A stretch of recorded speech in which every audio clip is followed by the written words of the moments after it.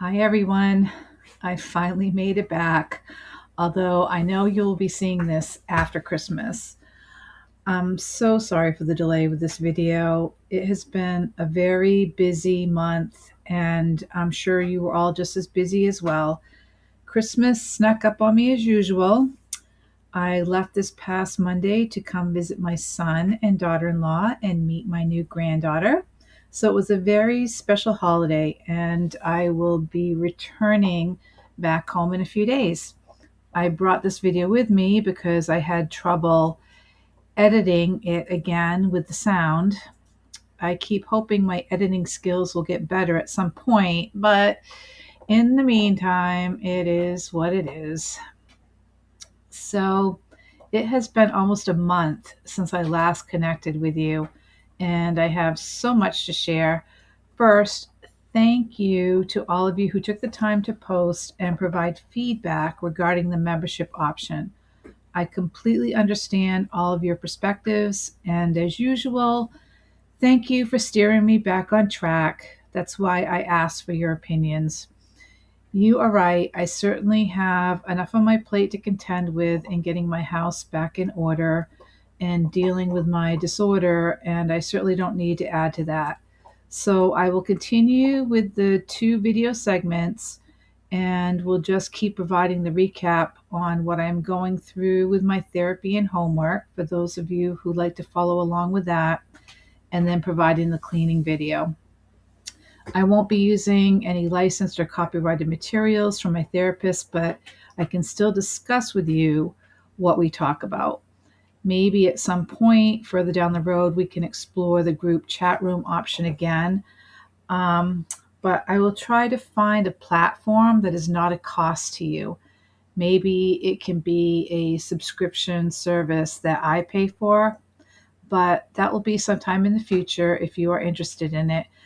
I just thought it would be nice for us to be able to communicate one-on-one in a private group chat, but you guys are right. I need to focus on myself at the moment, and I will be relaying to you what happened to me a few weeks ago in this video. Someone made the comment about this channel being a business. No, it's not. I already have a full-time job, believe me. I stated in my first video the two reasons why I started this channel. Number one, accountability, and number two, education and awareness. I know that YouTube has ads inserted in my videos, but they have the right to do that since this is a free platform and they need to make money somehow. Otherwise, YouTube wouldn't exist. And that's just the way it is. So let's talk about flooring. I'm so close to being finished. You'll see a picture inserted at the end of where I left off at the end of last week. I have about a 3-foot wide strip. There it is. So I have about a 3-foot wide strip to finish off, and I'm so excited. I'm hoping to have the flooring finished before I leave, and then I can have my nephews come over when I'm back home to move the furniture in from the pod. Then I can spend the week of New Year's starting to organize and unpack the craft stuff. I can't wait. Unfortunately, I won't have long to enjoy it because then I'll be heading right into tax season, and who knows if I will have any time to unpack then. Tax season really is full throttle from February 1st to April 15th. I have tax organizers and other stuff to send out to clients during the month of January. Plus, I have to issue 1099s and W-2s for the clients I provide those services for. So we will see how my schedule works out during those busy months. So this file cabinet is one I bought either in July or August. I wanted a white one, and the only white one I could find came unassembled. So the box has been sitting in my driveway, leaning up against the house for the past 3 or 4 months because I had no place to put it in my basement or in the house. Once I got the floor down to this final section of subflooring, I decided to bring the file cabinet in piece by piece and assemble it here so I wouldn't be putting it together on the finished floor. The reason for that is because there are some sharp metal edges and I didn't want the new flooring to get scratched. As a matter of fact, I sliced my thumb open carrying the drawer pieces up. So, being totally honest here, I wanted to keep the styrofoam that was in the box. And it's a large box, as tall as I am. So there was a lot of styrofoam in there. And it's the nice, smooth styrofoam, not the rough kind. And that little voice in my head started chirping, "Oh, you can really use this styrofoam. It's the really nice kind. You can find some sort of craft to use for this." And I almost gave in. Well, in fact, I can't say that I haven't given in because the box is still leaning against the door frame downstairs. So we will see if it ends up going out in the trash when I get home or if I keep procrastinating about throwing it away. But the good thing I'll say about holding on to it is that when I was assembling the file cabinet, I had to go through that box twice looking for small pieces that I had missed. Everything is white, the wrapping, the file cabinet, the styrofoam. And thankfully, I still had the box and was able to find the missing pieces. If I had thrown it away, I would have thrown away the pieces with it. So I got a little justification for keeping the box. The reason I wanted this file cabinet was so I would have a place to store all my cross-stitch patterns. Right now, they're all over the place, in tubs, in boxes, in cloth bags, in my office, in the car, in the basement, wherever. It'll be so nice to have them located all in one spot. My plan is to get hanging file folders and manila file folders and alphabetize everything by designer to make it easier to find the patterns. I keep a cross-stitch inventory on an Excel spreadsheet, also to help me keep track of patterns, floss, and fabric. A little disappointed that the drawers aren't a little deeper, but it'll be okay. If all my patterns don't fit, it will just mean that I need to get rid of some of them. And we'll see how that goes. And because the file cabinet is a metal one, I can put all my needle minders on the front of the drawers so they can all be in one place when I need to use one. So I was able to get some items out of the house before Christmas, and I'll show those pictures at the end. But let me tell you what happened when I took the bags of clothing from my son's room to the clothing drop-off bin. We have drop-off bins here in town for clothing, shoes, and apparel, and these are located in parking lots, at gas stations, and at the schools. So I decided to drive over to the high school and use the drop-off bin there. Oh, there's Lily. Always has to check things out. So I loaded up the car, drove over, got the bags out of the car, and put them in the bin. Then I drove about 50 feet and had to pull over into a parking spot, and I burst into tears. I don't know what came over me, but all I know is that I felt I had done something wrong. It was a nagging feeling that I couldn't get rid of, and it stayed with me for days. It was completely overwhelming when it happened, and I was sitting there in my car trying to figure it out. I mean, these weren't my clothes, they were my son's clothes, and he told me to get rid of them, and that he had either outgrown them or didn't want them anymore, and he had already gone through them. So I couldn't understand why it greatly upset me when I put them in the bin. I didn't think I had an emotional attachment to them, but maybe I did because some of these clothes I'd given to him, or perhaps because I remember him wearing them. I don't know. I didn't feel this way with the first bag of clothes I had gotten rid of in week 1, but maybe that's because I just took the clothes basket and dumped it into the bag. I didn't see what was leaving. would it have been different if I had gone through that laundry basket and had looked and touched every piece of clothing like I did with my sons?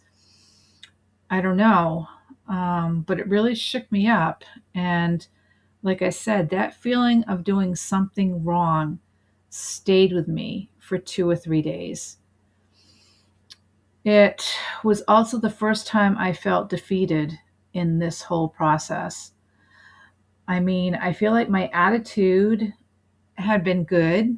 I was willing to declutter the house and had been going through the process at my own pace, picking, my own things to declutter. And then this just hit me like a ton of bricks. So I really felt like I had taken 2 steps backwards. And now, for the first time in this process, I have fear that this will happen again, or fear that I will start hanging on to stuff that I shouldn't. I don't know. I did discuss this with my therapist, and although she said she wasn't surprised that this happened, she was surprised that it happened dealing with my son's clothing. She was expecting this to happen when I got to dealing with my father's belongings, and believe me too, I am expecting there to be some sort of a meltdown when I have to get to that point. Um, so this is probably going to open up a whole new discussion with my therapy. And in the meantime, she has asked me not to get rid of any more of my son's things, just to keep them aside somewhere so that he can be the one to get rid of the items the next time he is home. And now, what is going to happen when I clean my daughter's room? Is the same thing going to happen again? I have that fear in the back of my mind now. And holding on to my son's things instead of getting rid of them, again, I feel like I've taken 2 steps backwards because I'm supposed to be getting rid of things out of the house. But honestly, I think what she's recommending is a good idea until we can figure out why I had such strong emotions pertaining to that clothing. I did tell my son what happened, and he agrees that he will get his stuff out of the house if it's going to have such an adverse effect on me. He doesn't want to see me, quote, paralyzed with having to get rid of his things and then have it have a detrimental effect on me. Something else that has been going through my mind in dealing with this is that I think I am realizing this disorder really has no boundaries. I had been thinking my hoarding was all about my father's things and dealing with the emotional trauma of his death. But this has now made me see that it really doesn't matter whose belongings they are. If they are in the house, subconsciously, I must have some sort of attachment to them, whether it is a small attachment that I can deal with and doesn't really bother me, or a larger attachment that I may not even know exists until it hits me clear out of the blue. That's what is scary. But also in the back of my mind, I'm wondering if I had not taken the steps to try to get this under control when I did, how much worse would it be, or could it become? I know that many of you have commented that you don't think my house is that bad as compared with other hoarding houses you've seen. And that may be true, but is it because my disorder just hasn't had the time to progress enough yet to fill this space? I have a large house, 3 stories plus an attic and a pot in my driveway. If I was living in a smaller house or an apartment, the clutter would be substantially overwhelming. I know I'm probably overthinking this. I know I have to stop thinking negatively and just try to stay positive and tell myself that it was a small setback and that I should be prepared for future setbacks. And I get that. So I do need to stay positive and not let the fear get in my way. I guess that will be my new mantra. stay positive and fight the fear.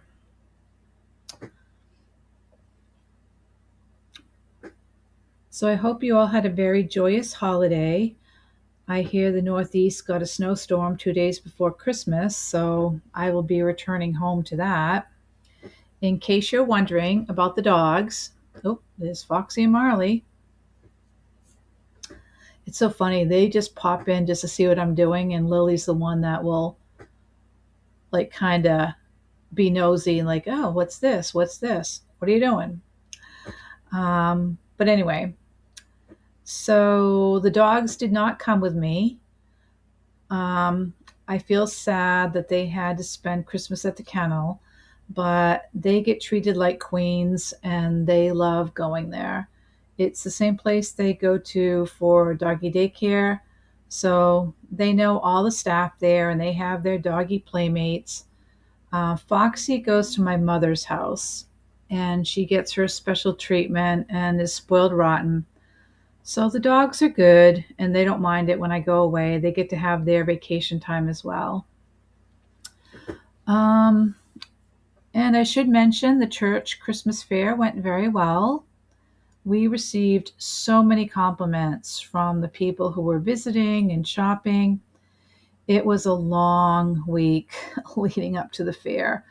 And I was there setting up and organizing every day, some nights until 10 o'clock.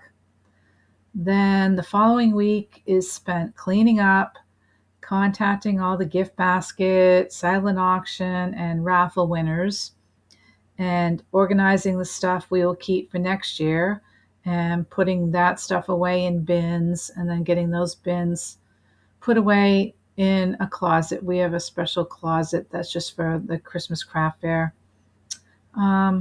Anything that we aren't keeping that is left over from the fair, especially the white elephant table, is offered for free to the parishioners. And then whatever is left over after that is taken to savers. So it's just as busy after the fair. Plus, in addition, I had to catch up on taking a week off from work with year-end stuff going on for clients. So believe me, I was exhausted, and each year it takes a little bit longer to recover. And then, of course, it really sets in that Christmas is only a week and a half away. Yeah, I was having major problems with this drawer. As you can see, it kept locking on me, and I kept having to reset the locking mechanism in the file cabinet. Probably more user error than it is the fault of the file cabinet. But anyway, the gifts for my son and his wife, I ordered online and had sent directly to their house since I was going to be going there for Christmas anyway. And my daughter, unfortunately, was deployed again for the second Christmas in a row. My son-in-law and other granddaughter were able to spend Christmas with friends. My granddaughter opened up all her gifts on Christmas morning, but my daughter and son-in-law will open theirs when she gets back in January. So I will be sending their gifts out when I get back home. And I had a special gift that I was working on for my granddaughter that I needed to finish up in time for Christmas to get that mailed out to her. And you'll see that at the end. It was something I've been working on for a while now. So I was happy to get that finished and sent out to her.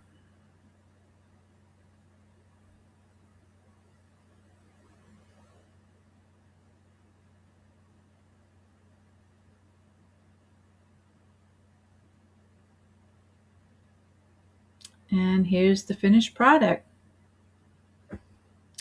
It came out really nice. And I did put felt strips on the bottom of that cabinet so that, when I'm moving it around on the floor, it won't scratch. So in fact, I'll do that to all the furniture that goes in that room, just to make sure that there's either felt or the little, the fabric caps or whatever they're called that go under the legs of furniture. because I don't want that floor to get scratched up. It says it's supposed to be scratch resistant, but you never know. Regular wood floors get scratched. Um, so here I am back up in the bedroom. I'm still working on cleaning some stuff out. And I know you're not supposed to be washing windows at nighttime, but nighttime is the only time I can get up to this room. So it is what it is.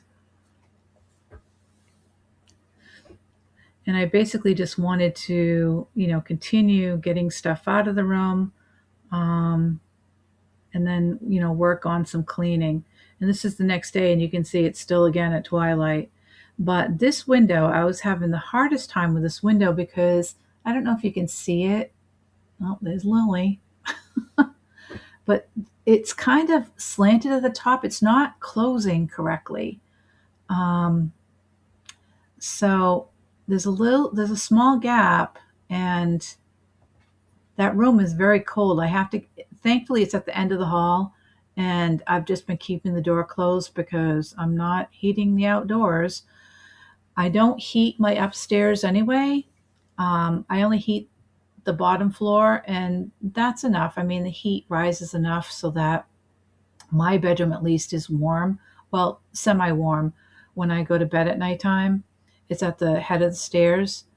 But yeah, this window is really bothering me. I'm probably going to have to get some weather stripping to fix it. But so anyway, I wanted to take these blinds and clean them. The best way that I have found to clean mini blinds, at least what works for me, is I use, I think they call it a belt hanger, and it has like six hooks on it.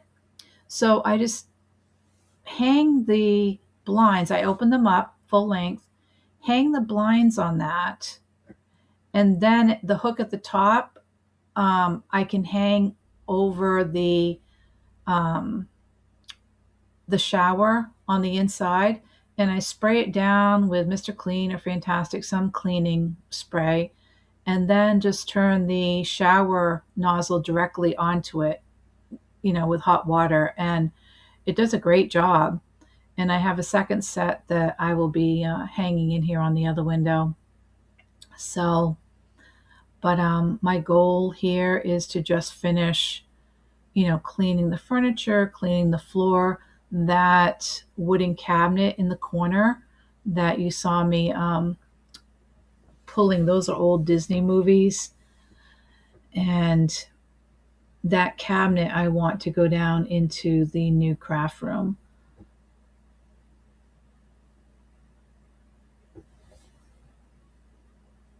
So as you could see when the car drove by, that we did have a lot of snow on the ground already. So with the 7 inches that we got while I was gone, it'll be interesting to see how much snow we have now.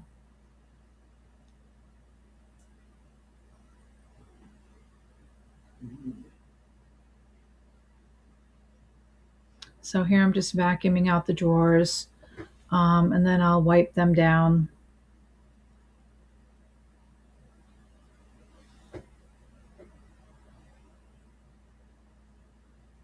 With this room being so cold, I probably will not be moving in here while I'm cleaning my room. And there's still some of my son's stuff in here in his closet, and now I'm going to have to get bins, I guess, to put them in. Oh yeah, here I am. I had noticed that almost every drawer had a loose drawer pull on it. So I was just tightening up all the handles. But getting back to the rest of the stuff that's in the closet, I'm just going to have to get bins or boxes, and I guess I'll just store them in those and just keep them stacked in the closet until he has a chance to go through that stuff, and then it's up to him to get rid of it.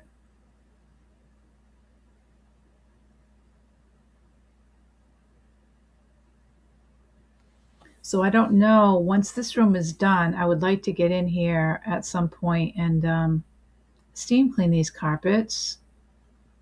I can't even remember the last time when these carpets were cleaned. So,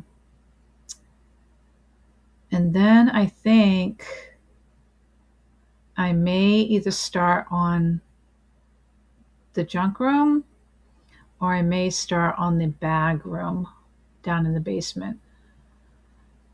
When the flooring is done, that 20-minute spot, I think I'm going to designate to the kitchen because you'll see coming up, I did clean the mug cabinet.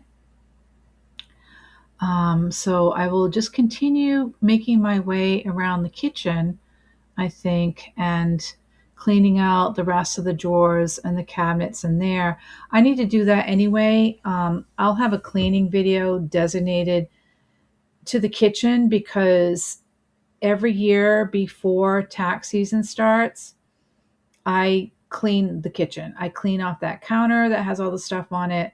I pull everything off the kitchen table since that's my workspace at the moment.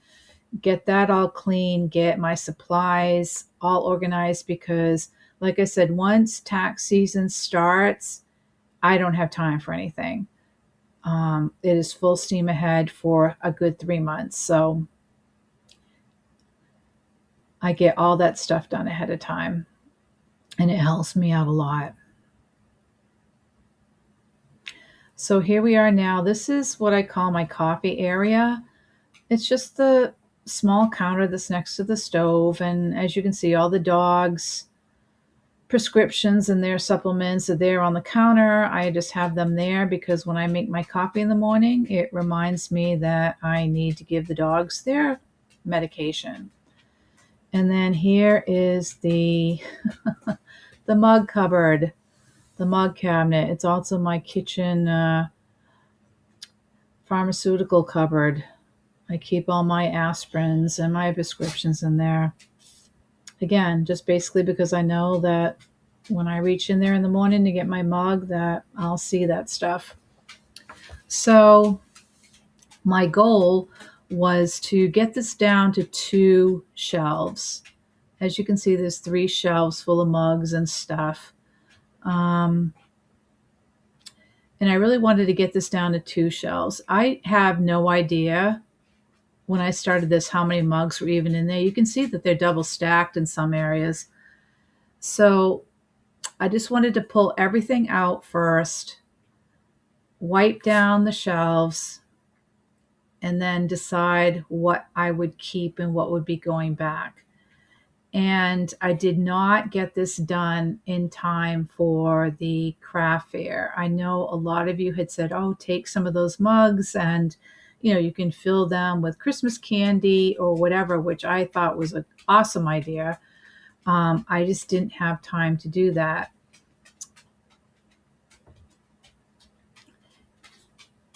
And the top shelf ended up being, I have soup crocks and soup mugs, which are basically oversized mugs that I can fit soup into. One of my favorite mugs. And that's what ended up going back on the top shelf. That and some Christmas mugs that I do use at Christmas time.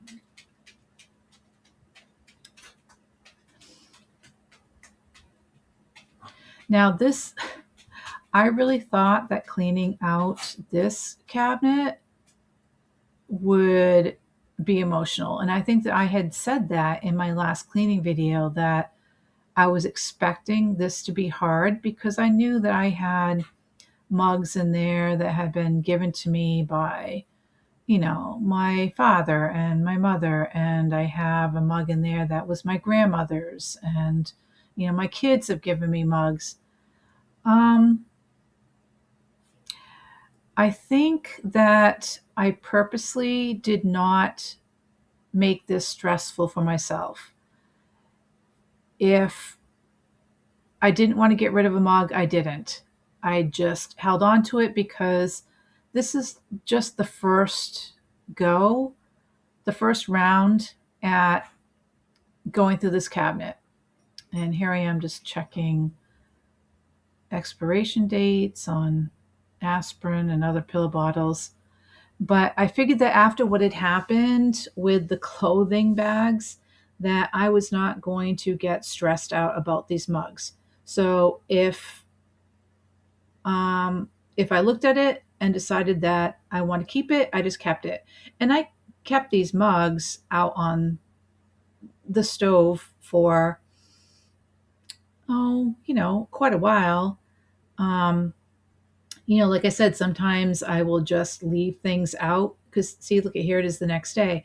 I will leave things out and think about it and then come back the next day or a little time after and say, okay, do I really feel this way about this now as I did? So that kind of helped the process. You see, I'm down in that right-hand corner, that CBS News mug.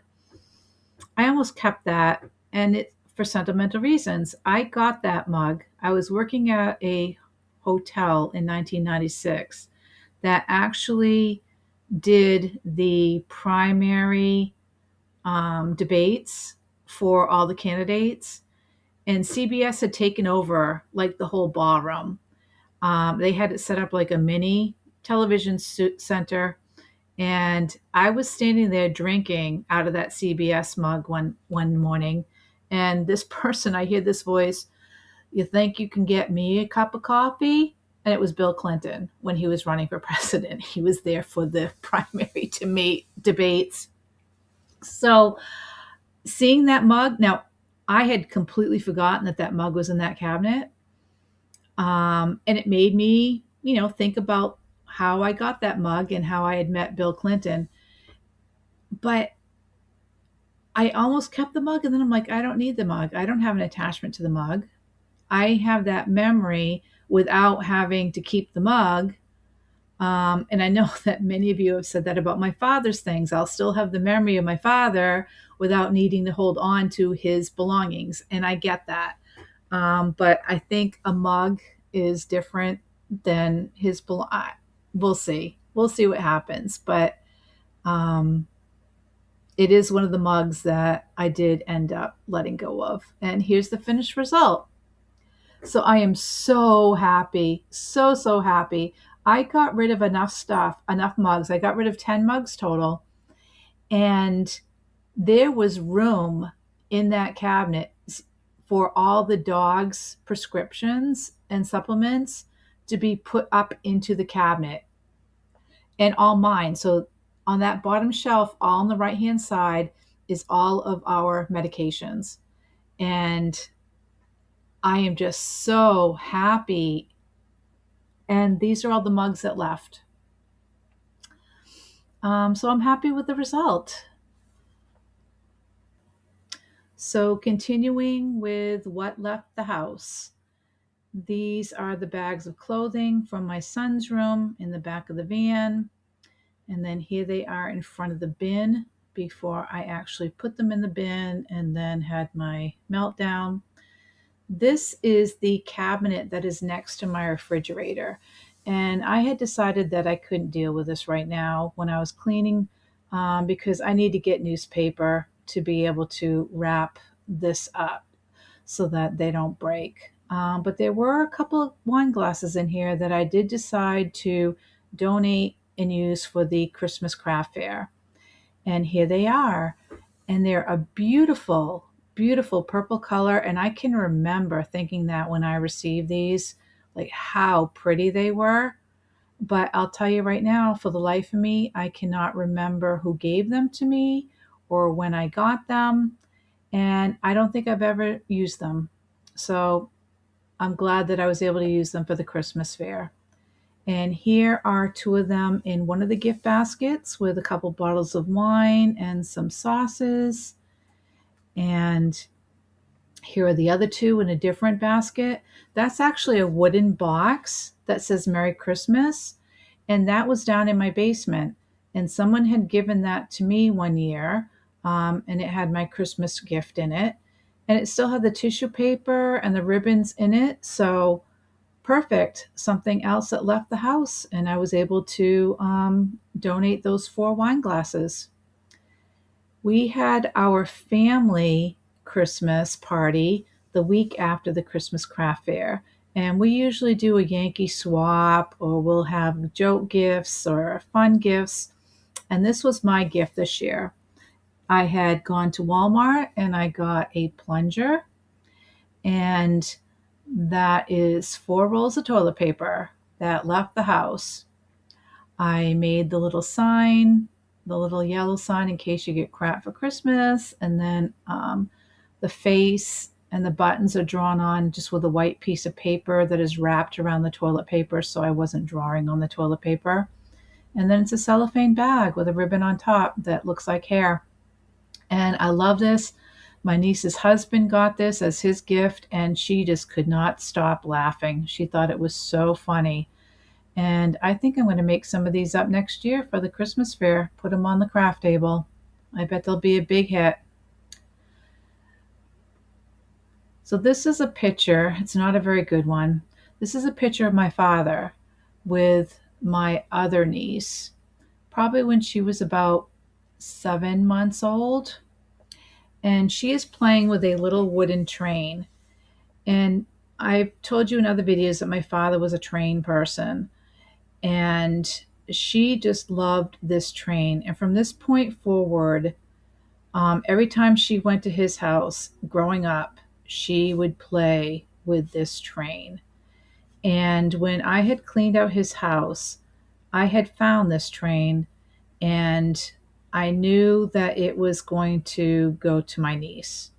So I actually had a copy of this picture made, thankfully a much better copy, and I had it framed, and I put the train in a box, and I gave it to her at Christmas. And this is actually what the train is. And you can see it's just decor. It's a piece of decor. Probably came from Christmas tree shop or Target or someplace. But he had this and on his shelf in his living room, and I know that it was always designated for her because she was the one that always played with it. So, and I didn't have, I was happy to give this to her. I didn't think twice about it, no emotional attachment, nothing. It was always meant to be hers. And in my mind, I knew that, and I was happy to give it to her. And this is my project that I had to finish before I left for Christmas. This is a sweater that I was making for my other granddaughter. She had chosen the yarn and the pattern. And I don't know if you can see it very well, but the yarn is sparkly and it's so soft. Now she's going to be 11 in January. And I was that final week, last week, I was working feverishly to get this done. I had started it back in the spring, I think, maybe late spring. And I wanted her to have it for Christmas. So, and this sweater is one that I had crocheted for my daughter back when she was about my granddaughter's age. So I wrapped this one up with a little note saying that it was Mummy's sweater when she was her same age. And I sent that along with it. And she received it. She called me and thanked me, and she was so happy. So she has 2 sweaters from Grammy. So that's it. Thank you so much for sharing your time with me and tuning into another video. And again, I am so sorry for the lapse in time between videos. It was just a crazy, hectic month. I will have a therapy and homework video coming out next week. My therapist did come here to the house to do a walkthrough to see progression, see what I was working on. So I will discuss that and what I will be doing for homework. So I'm wishing all of you a very safe rest of 2025, and we'll see you in the new year. Take care.